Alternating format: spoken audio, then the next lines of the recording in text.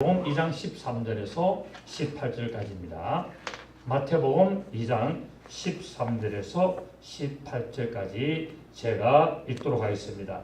그들이 떠난 후에 주의 사자가 요셉에게 현명하여 이르되 헤롯이 아기를 찾아 죽이려 하니 일어나 아기와 그의 어머니를 데리고 애굽으로 피하여 내가 내게 이르기까지 거기 있으라 하시니 요셉이 일어나서 밤에 아기와 그의 어머니를 데리고 애굽으로 떠나가 헤롯이 죽기까지 거기 있었으니 이는 주께서 선지자를 통하여 말씀하신 바 애굽으로부터 내 아들을 불렀다 함을 이루려 하심이라.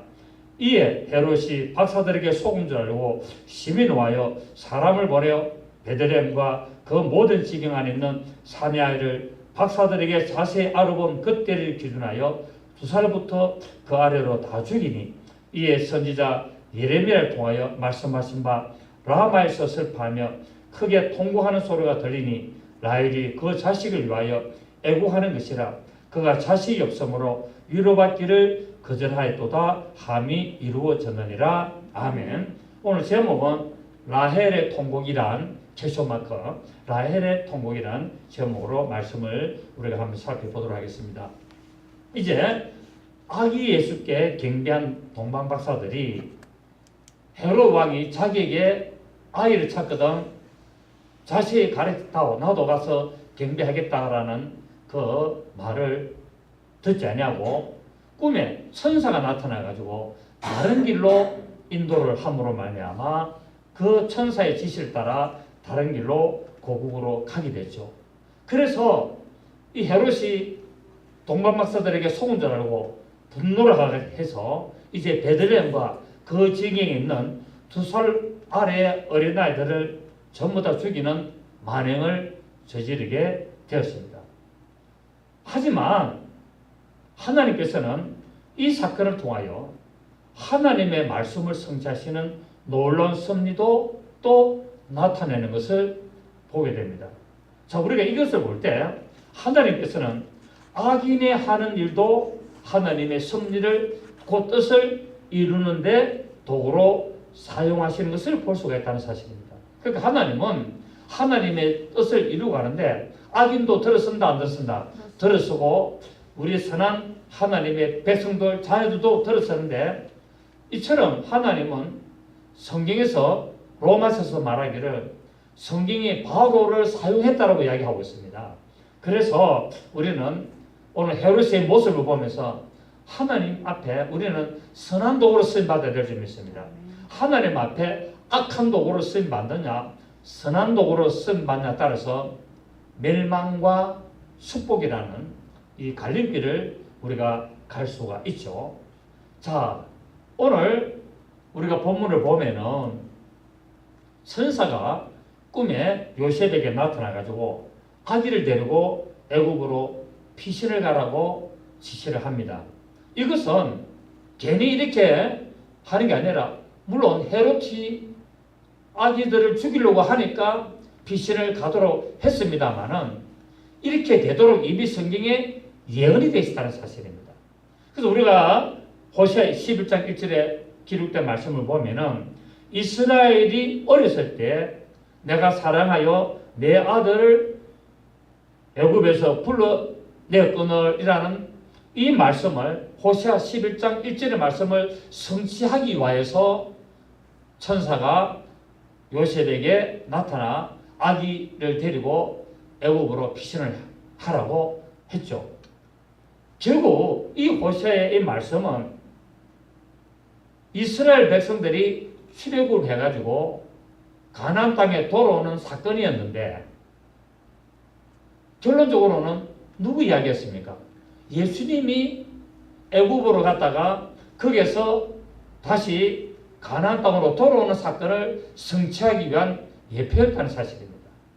그래서 하나님은 이스라엘 백성들을 사랑하여서 내 아들을 사랑하여 애굽에서 내 아들을 불러냈다. 곧 이스라엘 백성들을 하나님이 애굽이라는 세상에서 광야로 불러내어서 가나안 땅으로 데려오게 되는데 이 사건은 이스라엘 백성들이 출애굽해서 나오는 사건이었지만은 결국은 누구의 예표였다?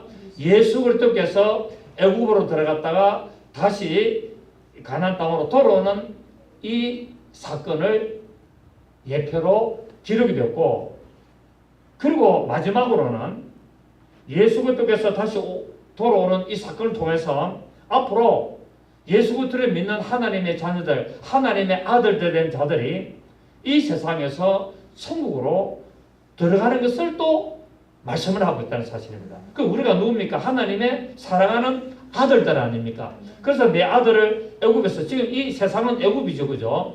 이 애굽에서 불러냈다 함을 이루려고 말씀을 하신 것입니다. 이스라엘의 출애굽이 결국은 예수 그리스도께서 애굽에서 다시 가나안 땅으로 돌아오는 것이었고, 그것이 결국은 마지막으로 하나님의 백성들, 하나님의 자녀된 하나님의 사랑하는 우리들이 결국 이 세상이란 애굽에서 가나안이라는 천국으로 들어가는 것을 결국 성경은 다 이렇게 말씀을 하고 있습니다. 그래서 우리는 이것을 보면서 이스라엘 백성들이 애굽에서 나와서 광야 몇 년 동안 40년 동안을 이렇게 걸었던 것처럼 예수 그리스도께서도 이 세상에 이 광야의 삶이 결코 평탄하고 순탄한 삶이 아니고 고난의 삶이었음을 예표를 하고 암시를 하고 있습니다.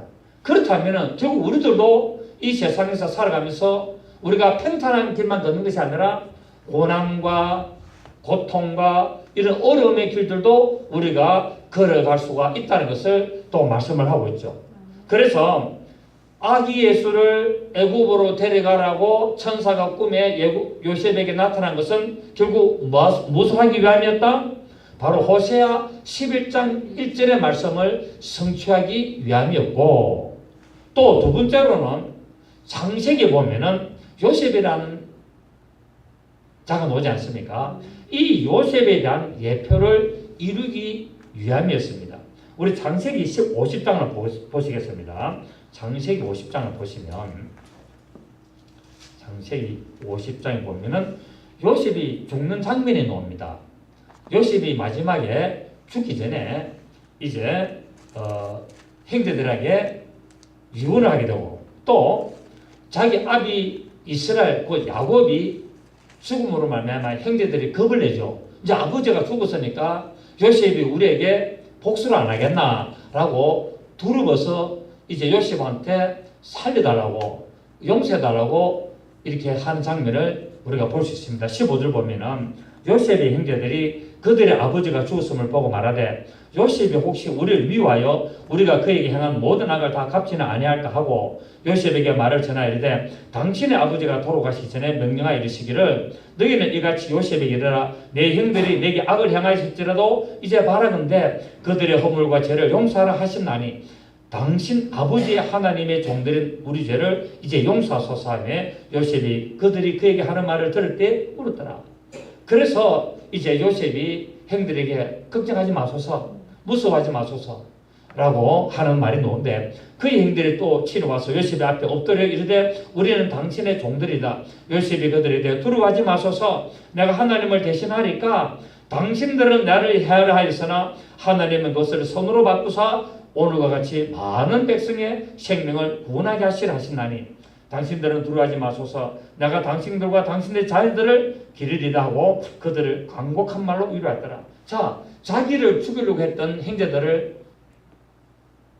용서하고 또 위로하고 그들이 불안해서 벌벌벌 떠는 그 형제들을 이렇게 품어주는 이 요셉의 모습이 곧 예수 그리스도의 모습 아니겠습니까? 그렇게 창세기 50장에 요셉은 누구의 예표입니까? 예수 그리스도의 예표입니다. 자, 요셉이 아비의 품을 떠나서 형제들에 의해서 애굽으로 팔려오게 되죠. 그죠? 애굽으로 팔려오게 된 것은 바로 육신의 형제들의 시기와 실투 때문에 팔려오게 됐는데, 이것은 결국 무엇을 말하냐면은 이제 아기 예수가 헤롯의 시기 질투 때문에 애굽으로 피해가는 것을 상징했다는 겁니다.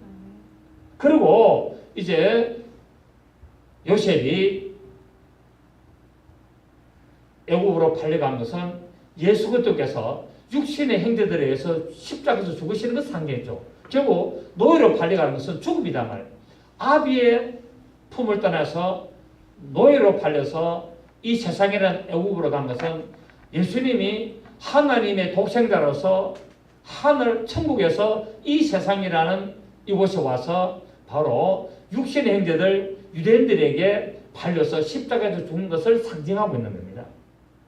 자, 그리고 오늘 22절을 보면은 요셉이 그의 아버지의 가족과 함께 애굽에 거주하여 110세를 살며 이렇게 살았는데 25절에 보면은 요셉이 또 이스라엘 자손에게 맹세시키기를 하나님이 반드시 당신들을 돌보시리니 하나님은 백성들을 돌보는데 어떻게 돌본다? 반드시 돌본다는 거야. 반드시 돌보시리니 당신들은 여기서 내 해골을 메고 올라가겠다 하라 하였더라. 요셉이 110세에 죽음에 그들이 그의 몸에 향제를 넣고 애굽에서 입관하였더라 라고 말하고 있습니다. 자, 요셉의 형제들 의해서 애국으로 팔린 것은 결국 헤롯의 시기 질투 때문이고 세상의 권력에 의해서 예수님이 애국으로 간 것을 이미 예언되어 있었고, 그리고 유대인들에 의해서 십자가에서 죽으실 것을 예표했고, 그 다음에 요셉으로 팔려간 애국으로 팔려간 요셉이 뭐가 됩니까? 총리가 되는 것은 결국은 무엇을 말하냐면은 예수님께서 이 세상에서 만왕의 왕이 되는 것을 상징하고 있다는 말. 그리고 총리가 되어서 육신의 형제들을 기근에서 전부 다 구원한 것은 바로 예수 그리스도께서 오셔서 영적인 이스라엘, 곧 흑암에 빠져 있는 우리들을 구원할 것을 상징했고, 이제 그가 죽으면은, 요셉이 죽으면은 이 뼈가 가나안 땅으로 가서 묻히는 것은 곧 예수님께서 죽으시고 부활하여서 천국으로 가는 것을 상징하고 있다는 사실입니다. 그렇습니다. 예수님께서는 요한복음 1장 11절에서 말씀하시기를 예수께서 자기 땅에 오매 자기 백성들이 영접치 아니하였다라고 말하고 있죠.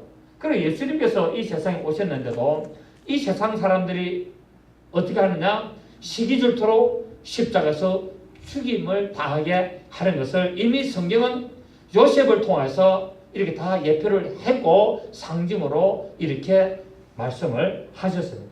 예수님께서는 이처럼 죄와 사망으로부터 영적인 이스라엘을 구원하실 것임을 나타내셨습니다.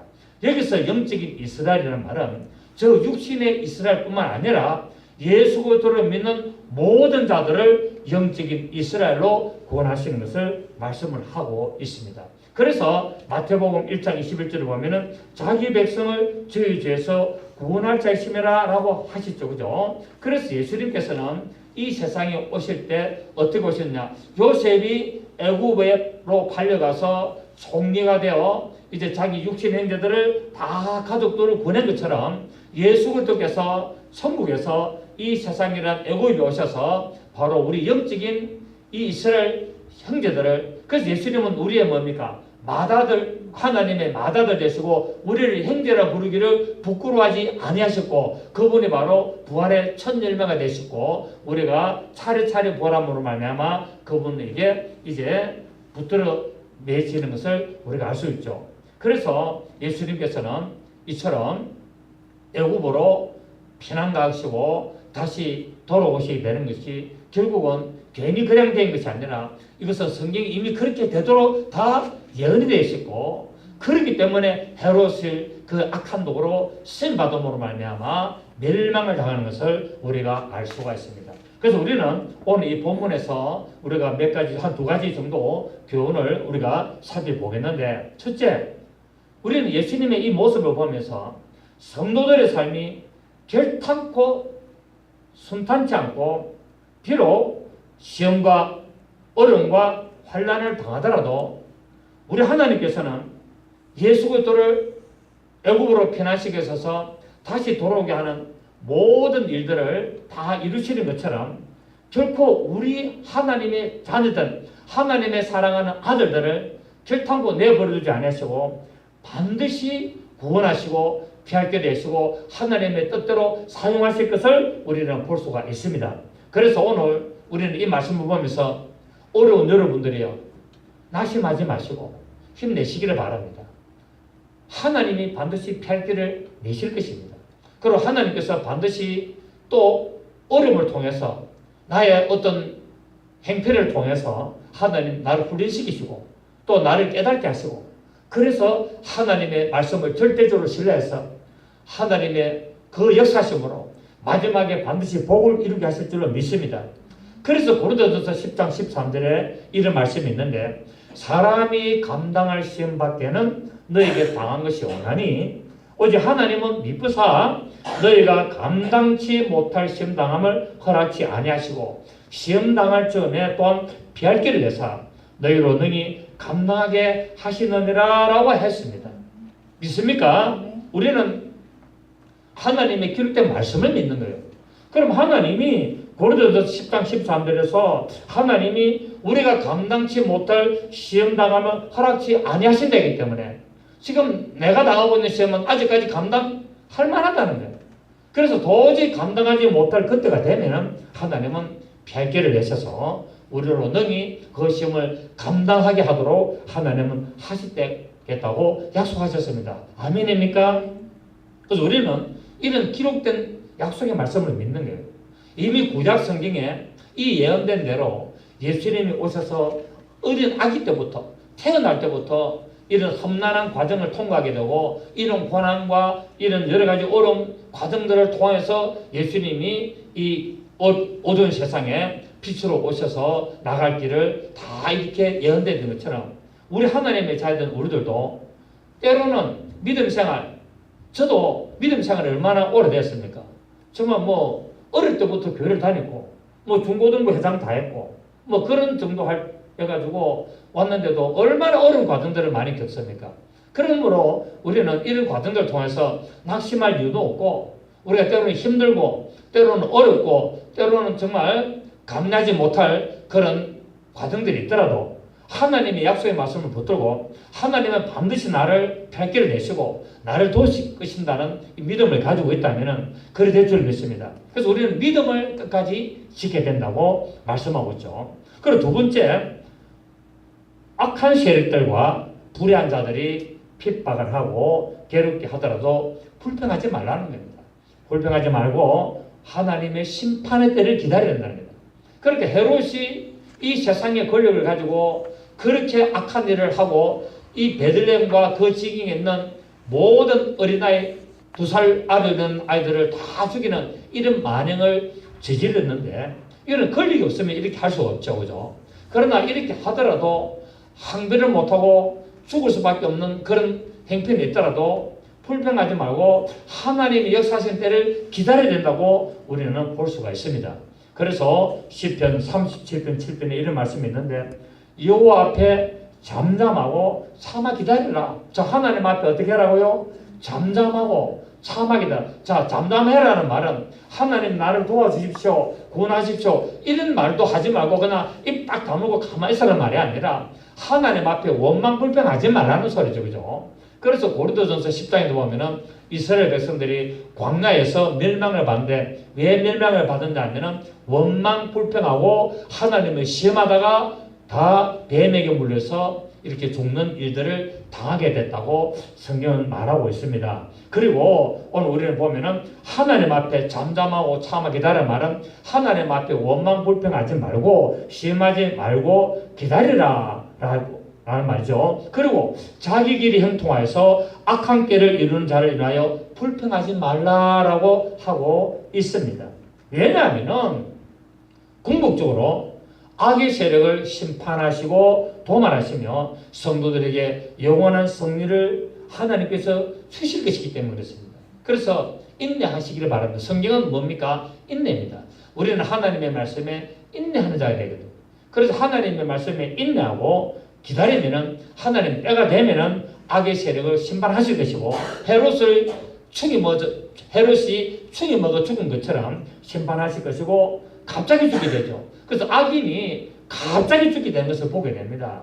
그래서 우리에게 하나님은 이김을 주시고 우리에게 승리를 주셔서 영광을 돌리게 하실 줄로 믿습니다. 헤롯이 이처럼 영적인 무지로 말미암아 살상을 향한 것은 메시아에 대한 오해에서 나왔죠. 그죠? 그런데 이 사건은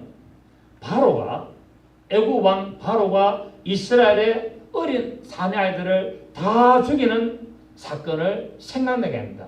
자, 바로가 이스라엘 백성들에게 어떻게 합니까? 남자아이가 태어나면은 다 죽이지 않습니까? 왜요? 이스라엘이 백성들이 세력이 너무 강해져 가지고 나중에 저 다른 나라들이 침범할 때, 침략할 때 그들과 한패를 돼서 우리를 공격하면은 너무 힘이 막강해서 우리가 어떻게 막을 수 없기 때문에 미리 예방하기 위해서 이스라엘 백성들의 사내 아이들을, 전쟁을 칠 수 있는 사내 아들을 미리 제거를 시키는 것을 이 성경은 말하고 있는데, 이것도 결국 무엇을 말하냐? 예수 그리스도의 나심을 방해하는 마귀의 계략이겠죠. 왜? 마귀는 할 수만 있다면은 이스라엘에 누가 오기를 원하지 않는다? 메시아가 오기를 원하지 않기 때문에 이스라엘은 할 수만 있다면은 바로 이스라엘에 나타나는 메시아를 없애려고 마귀는 이렇게 사내 아이들을 죽이는 것을 볼 수 있습니다. 그래서 창세기 보면은 결국 뭡니까? 창세기 보면은 아담과 또 누가 뭡니까? 그 큰아들, 아담과 하와의 큰아들 가인과 아벨이 너죠. 그래서 가인이 아벨을 돌로 쳐 죽입니다. 이것은 결국 뭐냐면은 아벨로부터 메시아가 오기 때문에 이것을 마귀가 가인을 들어서 죽임으로 말미암아 메시아가 오는 길을 막으려 했죠. 그런데 하나님은 이 마귀가 아벨을 죽임으로 말미암아 메시아가 오실 길에 막아졌던 이 길을 하나님은 또 셋이라는 자녀를 주어서 그 또 길을 열게 하신 것을 볼 수 있죠. 그죠? 그래서 셋이 남으로 말미암아 비로소 사람들이 여호와의 이름을 불렀다라고 말하고 있습니다. 이게 대해서도 제가 창세기 강의할 때 이야기를 했습니다만은 또 다음에 기회가 되면 하도록 하겠습니다. 결국 마귀는 하나님의 아들이신 그리스도를 죽이려고 온갖 수단과 방법을 다 동원해서 잔인하게 이렇게 죽이는 것을 볼 수 있죠. 그래서 결국 모세도 팔아넘기고 결국 또 요셉도 팔아넘겼습니다. 그렇습니다.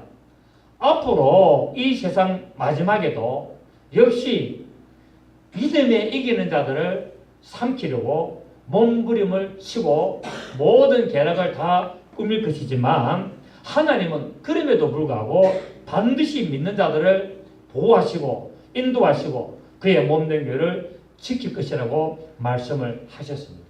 자, 우리 요한계시록 우리 12장을 볼까요? 요한계시록 우리 12장 보시겠습니다.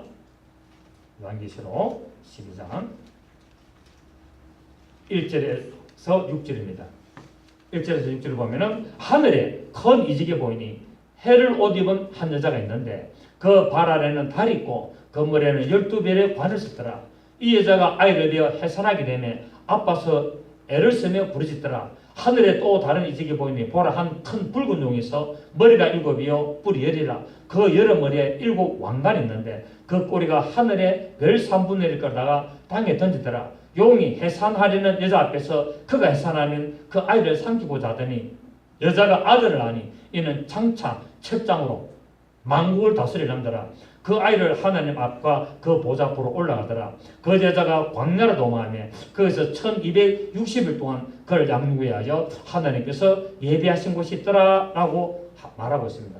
여기서 말하는 여자는 마리아가 아닙니다. 여기서 말하는 여자는 누구냐면은 바로 마지막 때에 믿음을 지키는 교회죠. 이 교회가 이제 사내 아이를 낳는단 말은 이 교회 안에서 믿음에 이기는 자들을 나오는 것을 상징하고 있죠. 그래서 이 믿음에 이기는 자들이 첫째 부활을 곧 시구가 되어서 하나님의 앞으로 올라가고 이 교회가 이제 남편이죠. 교회는 남아서 이기는 자들을 낳았지만은 이 이기는 자들은 하나님의 앞으로 올라가고 이 교회는 어디 있냐면 환란을 통과하게 됩니다. 환란을 통과하면서 이제 하나님이 이 교회를 지키는데 이 교회가 광야로 도망합니다. 이 광야로 도망해서 거기서 1260일 곧 42달 후 3년 반을 이렇게 하나님께서 지키시고 보호하시는데 그 하나님께서 예배하신 곳으로 이제 피하게 되고 거기에서 믿음에 이기는 자들을 낳게 되는데 그들을 죽이려고 이제 마귀가 하는 모습을 보게 되지만 그럼에도 하나님은 그 예비하신 곳에 있어서 그 남은 여자 곧 믿음의 교회들을 지킨다고 말씀하고 있습니다.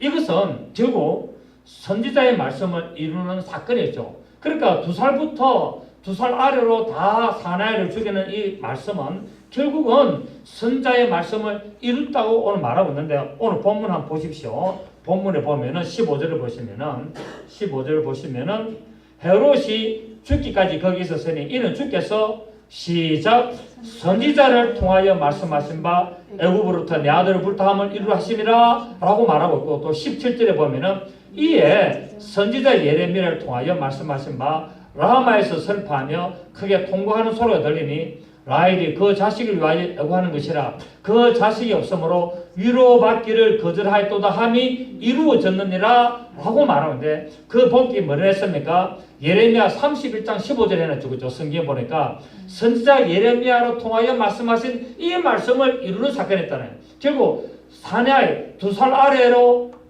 모든 사내아이를 죽이는 것은 어떤 사건이었다? 선지자 예레미야가 31장 15절에서 말했던 그 사건을 이루기 위해서 그래 됐다는 겁니다. 자, 그러면은 우리 예레미야 31장을 보시겠습니다. 예레미야 31장 15절에 뭐라고 했기 때문에 이렇게 했는지를 우리가 봐야 되는데 예레미야 31장 15절 구약성경 1101페이지 보면은 여호와께서 이와 같이 말씀하시니라 라마에서 슬퍼하며 통곡하는 소리가 들리니 라헬이 그 자식 때문에 애국하는 것이라 그가 자식이 없어져서 위로받기를 거절하였도다 라고 말하고 있습니다. 이 내용은 17절까지 한번 읽어보겠습니다. 여호와께서 이와 같이 말씀하시니라 내 울음소리와 내 눈물을 멈춰라 내 일에 삭슬 받을 것인즉 그들이 그의 대적의 땅에서 돌아오리라 여호와의 말씀이니라 너희의 장래가 소망이 있을 것이라 너희 자녀가 자기들의 지경으로 돌아오리라 여호와의 말씀이니라. 이 말씀은 뭐냐면은 이스라엘 유다 백성들이 바벨론으로 포로로 잡혀가는 내용입니다. 지금 이 장면이 유다인들이 이제 바로 바벨론에 포로로 잡혀가는데 이 포로로 잡혀가면서 엄청나게 남자들을 죽게 되죠. 남자를 죽게 되고 자녀들 죽게 되는 것을 어머니가 보면서 뭐합니까? 통곡하는 내용이다 말이에요. 근데 하나님은 뭐라고 말씀하시냐면은 슬퍼하지 마라 라고 하는데도 이 이스라엘 여인들이 그 하나님의 말씀을 들으면서도 불구하고 위로받기를 거절합니다. 그래서 하나님은 16절에서 이렇게 말씀하시죠. 여호와께서 이와 같이 말씀하시니라 내 울음소리와 내 눈물을 멈춰라. 이 이스라엘의 이 여인들이 바벨론을 포로로 잡혀가는 자기 자식들이 막 죽는 것을 보고 통곡을 하는데 하나님은 뭐라고 이야기하시냐면은 내 울음소리와 내 눈물을 멈춰라. 이 일은 반드시 삭을 받게 될 것이다. 네가 자식이 죽고 이스라엘이 포로로 잡혀가가지고 고통과 고난 당하고 엄청난 그 뒤를 가지만은 이 과정을 통과함으로 말미암아 하나님이 뭘 준다? 삭을 주겠다는 거야. 뭡니까? 보상을 주겠다는 겁니다. 보답을 주겠다는 겁니다. 그런 것인즉 그들이 그의 대적 땅에서 곧 대적 땅이 어디입니까? 바벨론에서 돌아온 역사가 있을 것이다 라고 말씀을 했습니다. 그러면서 17절에 너의 장래가 소망이 있었겠다. 이런 과정을 통과해야 뭐 한다고요? 소망이 있다는 거야. 이런 어려운 과정, 죽음이라는 과정을 통과하고 그럼에도 불구하고 믿음을 지키며 여호와의 말씀, 하나님의 말씀을 굳게 붙들고 지키는 자에게는 삭을 줄 것이고 그들에게는 장래의 소망이 있을 것이라 말씀을 하고 그러면서 너희의 자녀가 자기들의 지경으로 돌아오리라 말씀을 했습니다. 라마는 어떤 곳이냐? 라마는 베들레헴 에브라다에서 아주 가까운 곳으로서 유대인들이 포로로 잡혀가기 위하여 거기 직빌된 장소입니다. 포로를 각처에서 포로를 잡아가지고 그 라마라는 곳에서 이 베들레헴 에브라다에 가까이 있는 이 라마에다가 포로들을 모아놓고 거기서 전부 다 결박을 시킵니다. 전부 다 다리에다가 뭡니까? 쇠사슬을 전부 다 묶어가지고 그래가지고 끌고 가지고 그죠? 자, 우리 예레미야 40장 1절 보십시오. 예레미야 40장 1절에 보시면 예레미야 40장 1절 사령관 너부사라단이 예루살렘과 유다의 포로를 바벨론으로 옮기는 중에 예레미야도 잡혀 사슬로 결박되어 가다가 라마에서 풀려난 후에 말씀이 여호와께로부터 예레미야에게 임하니라. 자, 예레미야도 포로로 잡혀가지고 라마에서 다 지금 직결되어 있는데 쇠사슬에 묶여 있는데 이제 예레미야를 풀어주라라고 바빌론 왕이 이야기합니다. 왜요? 하나님이 그 바빌론 왕의 마음을 감동시켜서 예레미야만 빼내게 되죠. 그래서 여기서 뭡니까? 귀족들과 왕족들과 어떤 재산가들과 이런 자들이 전부 다 포로로 잡혀가는데 여기서 예레미야가 빠지게 됩니다. 하나님의 뜻이 있죠. 이게 다음에 말씀드리고.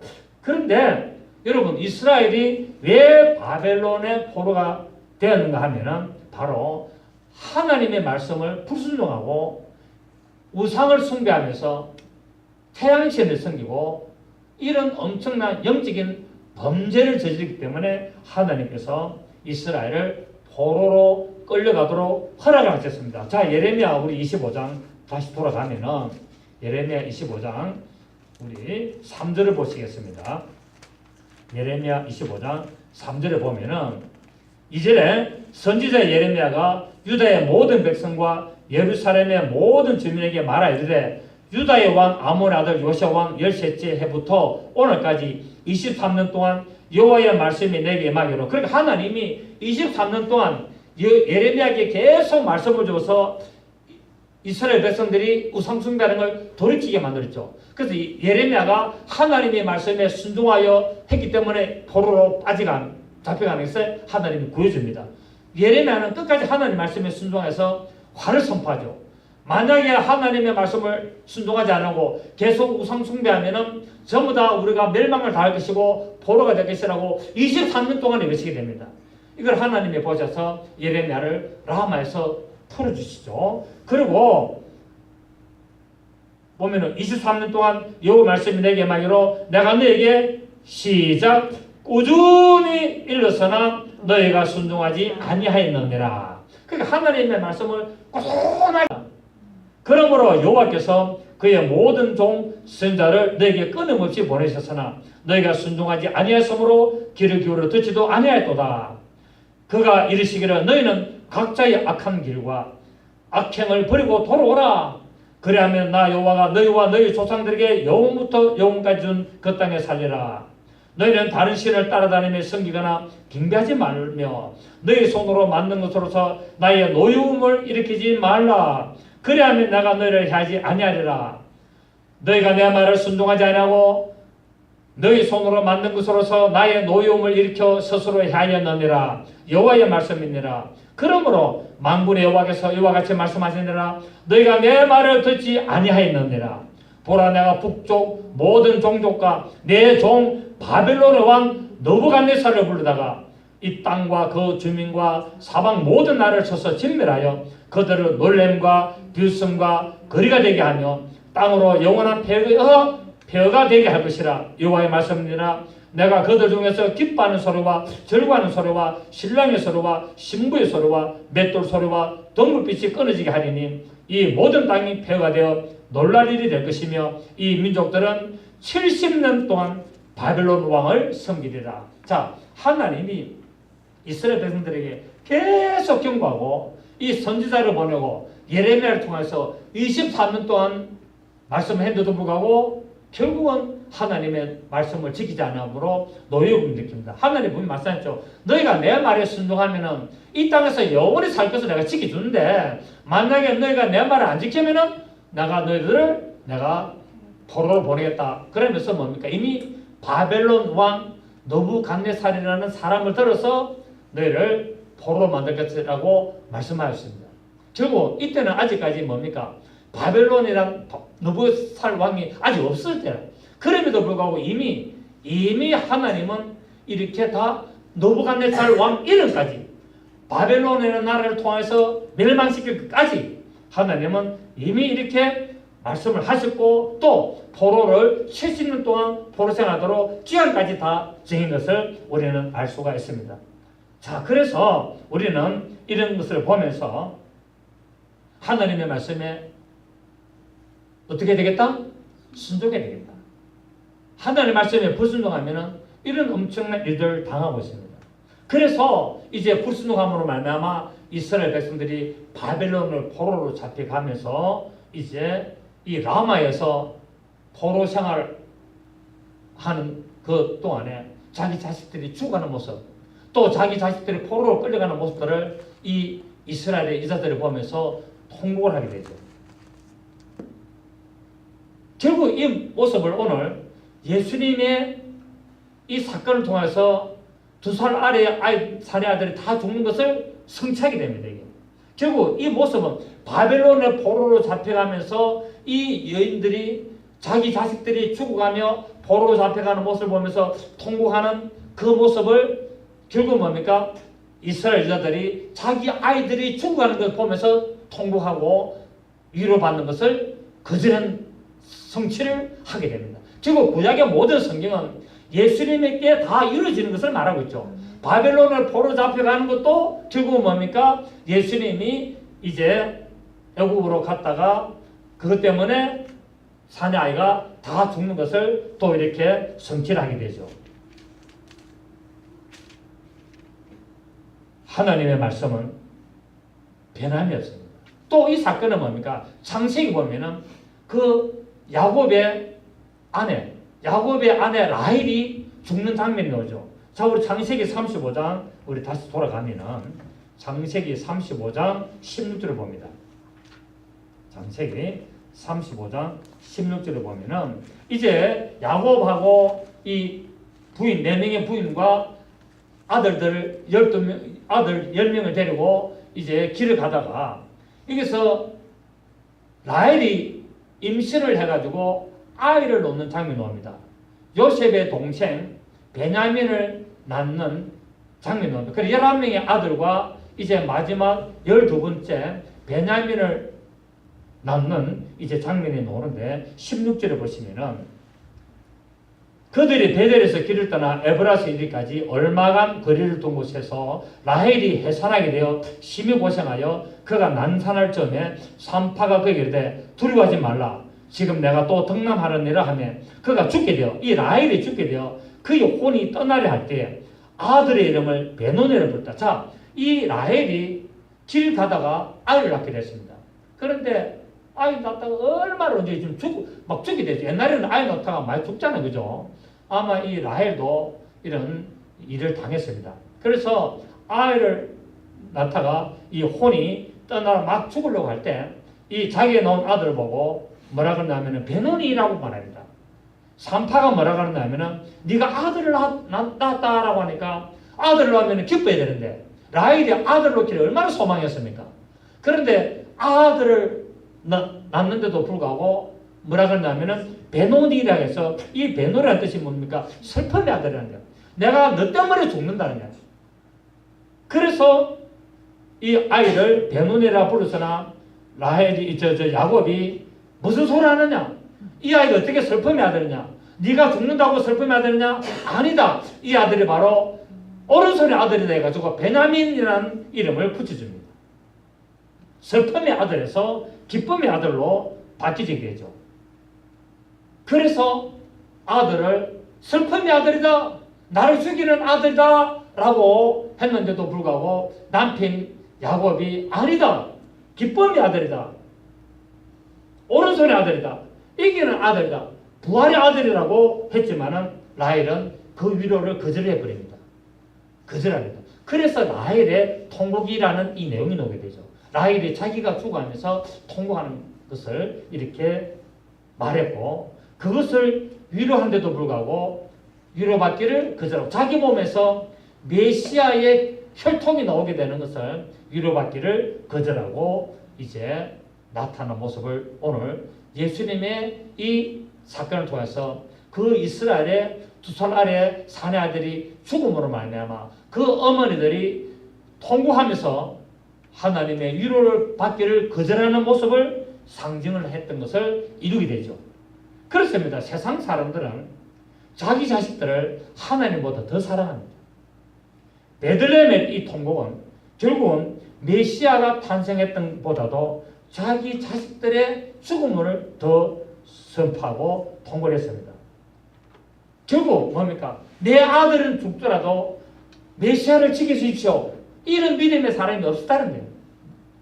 내 자식이 죽어도 내 아들이 희생을 당해도 메시아를 살려주고 메시아를 보호하겠다는 믿음의 여인들이 한 명도 없다는 거예요.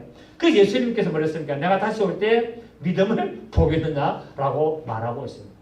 얘들이 전부 다 메시아를 기다렸긴 기다렸지만은 정작 자기 자식들이 죽게 되니까 전부 다 통곡해야 되고 위로받기를 다 거절해야 됩니다. 메시아가 애국으로 피난했다. 메시아가 살았다. 이 위로를 전부 다 거절해 버립니다. 그 메시아 때문에 내 아들이 죽는데 무슨 소용이 있느냐? 무슨 내가 위로받을 일이 뭐가 있느냐? 나하고 관계없지 않느냐? 이렇게 거절을 했다는 사실입니다. 그래서 예수님께서 마태복음 10장 37절에서 아비나 어미나 아들이나 딸을 나보다 더 사랑하는 자는 내게 합당치 아니하다라고 말씀을 했습니다. 여러분, 바벨론 이 이방인들에게 고통을 당하면서 슬퍼할 것을 이미 성경은 예언했고 또 헤롯에 의해서 슬픔을 당할 것을 이렇게 나타내므로 말미암아 우리의 위로자 되신 예수께서 예레미야 하신 모든 약속을 성취하는 것을 오늘 우리는 볼 수가 있습니다. 우리 예레미야 다시 돌아갑니다. 예레미야 31장 예레미야 31장 31절 봅니다. 예레미야 31장 31절 예레미야 31장 31절 새 언약에 대한 말씀이 나오는데 여호와의 말씀이니라 시작 보라 날이 이르리니 내가 이스라엘 집과 유다 집에 새 언약을 맺으리라. 이 언약은 내가 그들의 조상들의 손을 잡고 애굽 땅에서 인도하여 내는 날에 맺은 것과 같이 아니할 것은 내가 그들의 남편이 되었어. 그들이 내 언약을 깨뜨렸음이라. 여호와의 말씀이니라. 그러나 그날 후에 내가 이스라엘 집과 맺을 언약은 이라니 곧 내가 나의 법을 그들의 속에 이 그들의 속이라는 것은 마음에 두며 그들의 마음에 기록하여 나는 그들의 하나님이 되고 그들은 내 백성이 될 것이라. 여호와의 말씀이니라. 그들이 다시는 각기 이웃과 형제를 가리키기를 너는 여호와를 알라 하지 아니하리니 이는 작은 자로부터 큰 자까지 다 나를 알기 때문이라. 내가 그들의 악행을 사고 다시는 그 죄를 기억하지 아니하리라. 여호와의 말씀이니라. 아멘. 우리 주님의 우리 하나님의 이 약속의 말씀을 붙들고 이제 주님의 오심을 바라보고 다시 오심을 사모하며 그분께서 나를 축복하시고 나에게 새 언약을 주시고 하나님의 영광을 나타내신다는 이 약속을 믿으시고 하나님 앞에 온전한 믿음으로 나가시는 여러분 되시기를 예수 이름으로 축복합니다. 아멘. 우리가 이런 오늘 사건 라헬의 통기라는 뜻을 우리가 살펴보면서 정말 우리의 믿음의 모습이 어떻게 되는지 정말 우리가 한번 다시 깊이 생각해 볼 필요가 있고 내가 손해를 보고 내가 이익이 없더라도 주님의 성공이라면 하나님의 영광이라면 기꺼이 희생할 수 있는 그런 믿음의 모습으로 나가야 될 줄 믿습니다. 이런 믿음의 모습들이 되시기를 예수 이름으로 축복합니다. 참 좋으신 주님 감사드립니다. 오늘 라헬의 통곡이라는 이 본문의 말씀을 보면서 과연 우리의 믿음이 어떻게 됨을 살폈습니다. 그렇습니다. 우리에게 손해가 되고 우리에게 불이익이 올지라도 하나님께 영광이 된다면 우리는 기꺼이 그 길을 갈 수가 있습니다. 주께서 말씀하셨고 우리를 불러내서 그 일을 하도록 인도하시사오니 주님의 나라의 영광을 위하여 쓰임받게 하시고 하나님의 기쁘신 뜻에 합당한 믿음의 걸음 걸어가게 하여 주시옵소서. 예수님의 이름으로 기도드립니다. 아멘.